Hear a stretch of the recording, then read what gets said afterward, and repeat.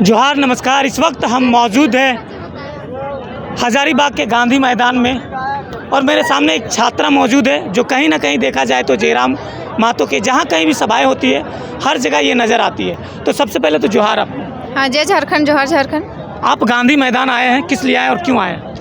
आप सबको पता है कि आज यहाँ पे बदलाव संकल्प महासभा था, तो हम लोग आज बहुत जगह जगह से लोग यहाँ पे आए हुए हैं। आज यहाँ पे एक संकल्प लेना था कि हमारे झारखंड को 2024 में किस तरह से बदला जा सके। हम लोग यहाँ पे जितने भी आज एकत्रित हुए थे सबको एक संकल्प लेना है कि हमारा जो आंदोलन चल रहा है लगभग 1.5 साल से, भाषा को लेकर चल रहा है, खतियान को लेकर चल रहा है, तो इस आंदोलन को जो है उसको सक्सेस करना है। तो यहाँ पे हम लोग बस आज एक संकल्प लेने के लिए यहाँ पे सब कोई मौजूद हुए थे। तो क्या लगता है 2024 में जयराम महतो को आना चाहिए चुनाव में?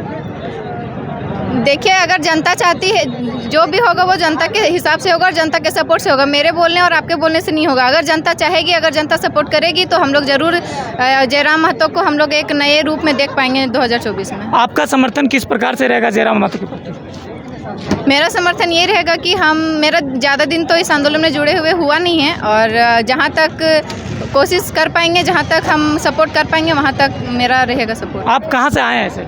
हम आए हैं बोकारो डिस्ट्रिक्ट 12D से। बोकारो डिस्ट्रिक्ट 12D से। कहाँ से लोग यहाँ इस मैदान गांधी मैदान में आए थे? जहाँ तक हमको लगता है कि झारखंड का बहुत जगह से आए होंगे। लाइक रामगढ़ से आए हैं, कुजू मांडू तरफ से आए हुए हैं, हमारे क्षेत्र उधर बोकारो से भी आए हुए हैं और मानटाट तरफ से भी आए हुए हैं। तो बहुत सारे जगह, इधर बड़का गांव हो गया, चतरा हो गया, बहुत सारी जगह से। तो क्या लगता है 2024 में टाइगर जयराम महतो सीएम बन पाएंगे? आपके अनुसार क्या लगता है कि सीएम बन पाएंगे? देखिए, अभी तो पूरे छात्रों में जोश भरा हुआ है और जहाँ भी सभा हो रहा है, चाहे महाधिवेशन बलियापुर का हो या फिर आज का जो भी प्रोग्राम रहा है, तो अभी का छात्र का जोश देख के तो लग रहा है कि सक्सेस हो जाना चाहिए। बाकी निर्भर करता है जनता के ऊपर।